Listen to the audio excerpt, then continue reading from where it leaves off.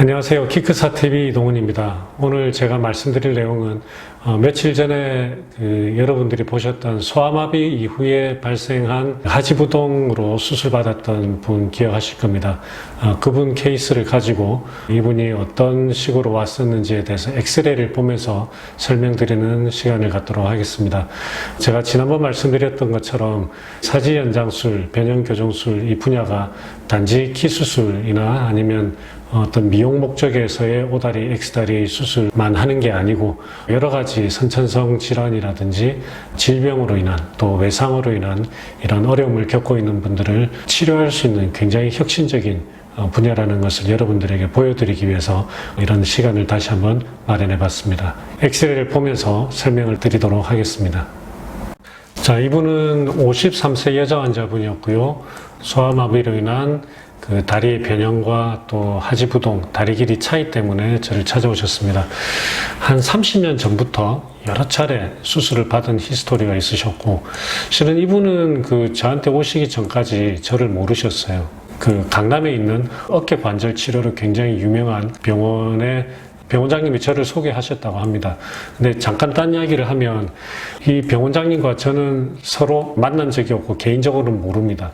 이 병원장님은 제가 전공의 때 이미 삼성의료원에서 굉장히 어깨 관절로 유명했던 교수님이셨고, 근데 저는 이 병원장님이 이 하지부동 가지신 이 소아마비 환자분을 저를 소개해서 보내셨다는 것에 대해서 저는 사실 좀 놀랐어요. 왜냐하면 저를 전혀 모르실 수가 있는 연배시고 하기 때문에.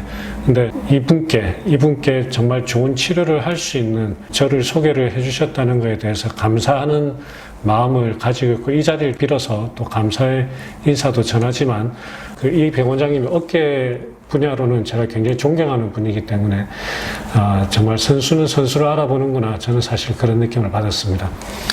그래서 어쨌든 다리 길이 차이가 5.1cm 정도 엑스레이 상으로 났고요. 근데 이 하지부동 치료가 제가 하는 분야 중에서도 굉장히 제가 좋아하는 질병인데, 왜냐하면 이게 똑같은 길이이더라도 환자마다 다 다릅니다.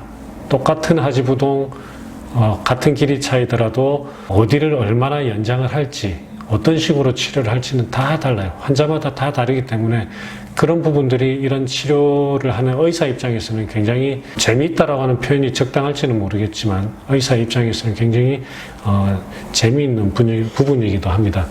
그래서 이분 같은 경우에 여러분들 이렇게 다리 길이 차이가 많이 나죠. 그러다 보니까 골반이 많이 기울어져 있고 여기에 따라서 허리도 굉장히 많이 휘어 있죠.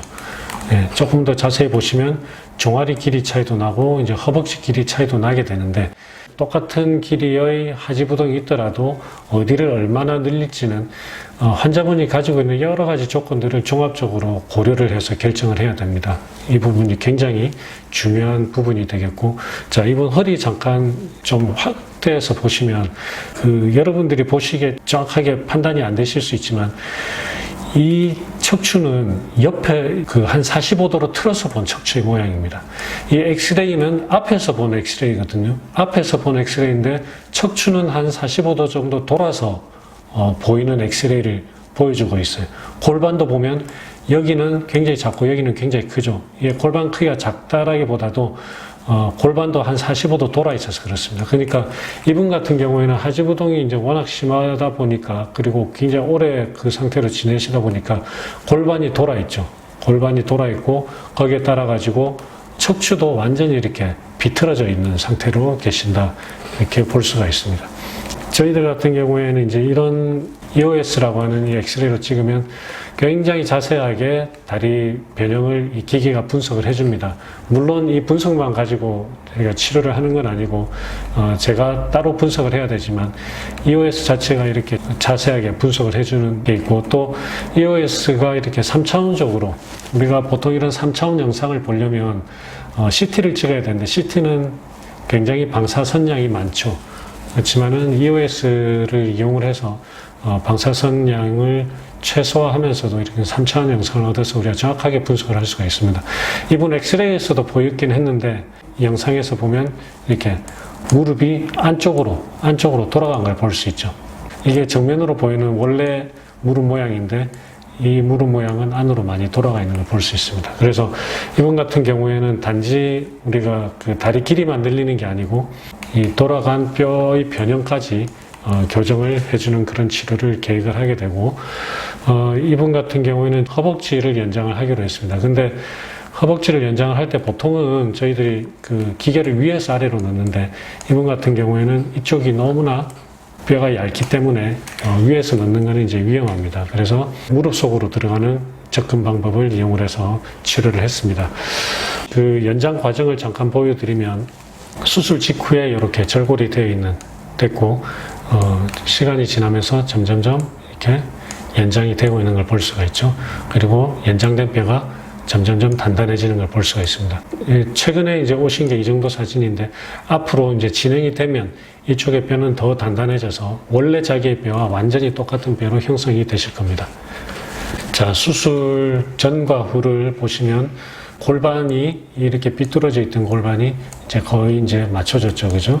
그리고 워낙에 이제 소아마비 있는 다리이기 때문에 이렇게 보조기를 차고 계신 거고요. 자, 허리 한번 보시면 골반도 이렇게 맞춰졌지만 이제 이렇게 비스듬하게 보이던 척추가 정면을 바라보게 되죠. 그리고 이렇게 휘어져 있던 척추가 거의 이제 똑발라진 것을 볼 수가 있습니다.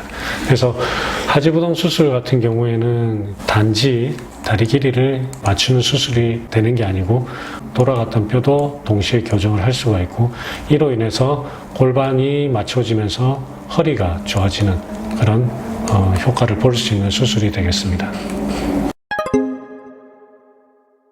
여러분들이 엑스레이를 좀 전에 보시면서 종아리 차이도 났는데 왜 종아리는 연장을 안 했을까라는 이제 궁금증을 가질 수도 있겠는데요.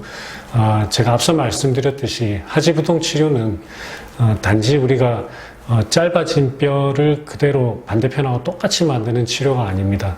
똑같은 5cm, 똑같은 6cm더라도 환자분이 가지고 있는 어떤 환경이나 조건에 따라서 우리가 어떤 경우에는 종아리가 차이가 나지만 허벅지에서 그걸 맞춰야 하는 경우도 있고, 그 환자분들 상황에 따라서 가장 적합한 방법을 찾는 것이 우리가 수술을 결정하는 데 있어서 가장 중요한 부분이고, 또 의사 입장에서 제가 재밌다라고 한 부분이기도 합니다. 이 수술 받았던 환자분이 인터뷰에서 하셨던 말씀이 이제 남은 인생 편하게 살 수 있다라고 말씀을 하셨는데, 실제로 이런 치료가 다리 길이가 많이 다르거나 아니면 다리가 심하게 휘어 있거나 다리 변형이 있는 분들, 이런 분들은 실은 그 평생을 내가 이렇게 그냥 살아야 되구나, 이건 어쩔 수 없다, 치료가 안 된다라고 생각하고 지내오셨던 분들이 대부분입니다. 그렇지만 제가 하는 일이 이런 분들을 다시 제대로 걸을 수 있게, 좀 더 편안하게, 좀 더 정상에 가깝게 걸을 수 있게 만드는 게 제가 하는 일입니다. 오늘 제가 보여드렸던 케이스는 우리가 사지연장술에서 다리 길이가 다르고 다리가 돌아간 하지부동과 변형을 같이 가지고 있는 분 치료 케이스를 보여드렸는데, 사지연장술 분야는 이렇게 단지키 수술만이 아니고 기존에는 우리가 치료할 수 없었던 환자분의 삶을 바꾸는 그런 치료를 할 수 있는 분야라는 말씀을 드리면서, 다음번에는 또 다른 케이스를 가지고 또 찾아뵙도록 하겠습니다.